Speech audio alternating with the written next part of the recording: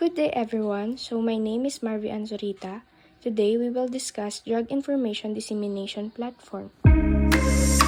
We chose this study entitled Evaluating the Consistency of Scales Used in Adult Attention Deficit Hyperactivity Disorder Assessment of College-Age Adults. And here are the authors of this article. For the introduction part, the aim of this study is to manifest the accuracy of scales used for Attention Deficit Hyperactivity Disorder or ADHD college-age adults condition. Based on the background of the study, 60% of childhood ADHD cases are estimated to continue to have clinically relevant symptoms of ADHD. Then, 10 to 9% of adults patients are given ADHD treatment. Diagnosis is really important when it comes to health, lalo na yung kung about sa mental health disorder katulad ng ADHD dahil maaari natin itong matreat gamit ang non-pharmacological treatment wherein hindi na natin kailangan mag-take ng any medication or mag-take ng kahit anong gamot na maaaring makaabuso sa ating kalusugan. CPT or Continuous Performance Tests are used as objective measures to measure the cognitive skills and attention span of patients with ADHD. The purpose of this study is to identify the interventions most closely linked to the diagnosis of ADHD and to assess their effectiveness in screening process. So here is the methodology which contains subject, procedure, and measures. Subject and procedure. The researchers examined clinical data for students who completed an ADHD evaluation at the Vanderbilt University Psychological and Counseling Center between July 2013 and October 2015.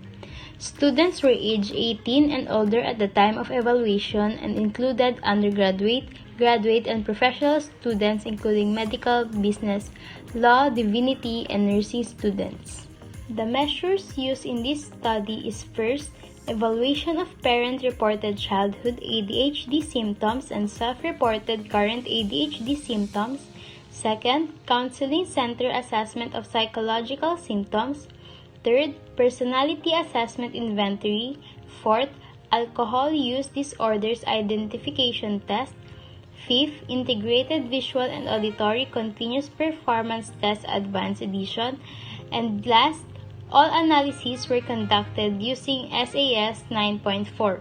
So here are the measures.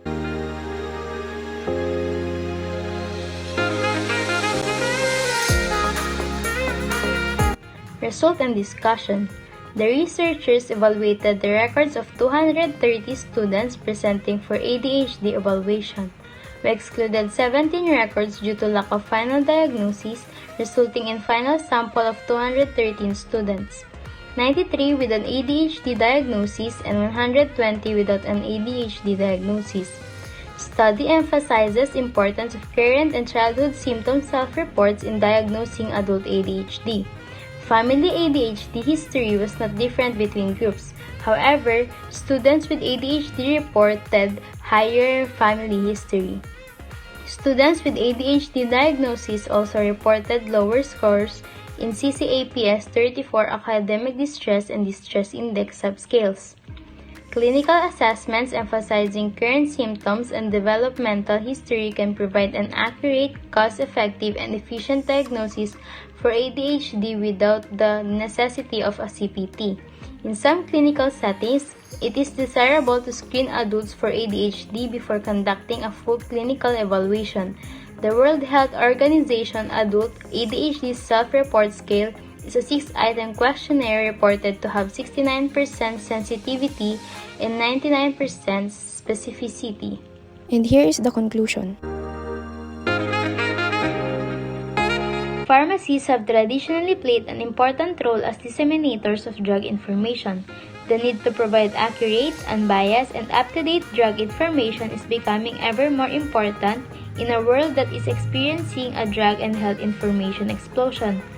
The pharmacy still remains the most easily accessible healthcare professional to the general public as well as the medical community, and is therefore more likely to be the first person approached for drug information. The pharmacist's educational training should theoretically make him or her the most qualified member of the healthcare team to perform this duty.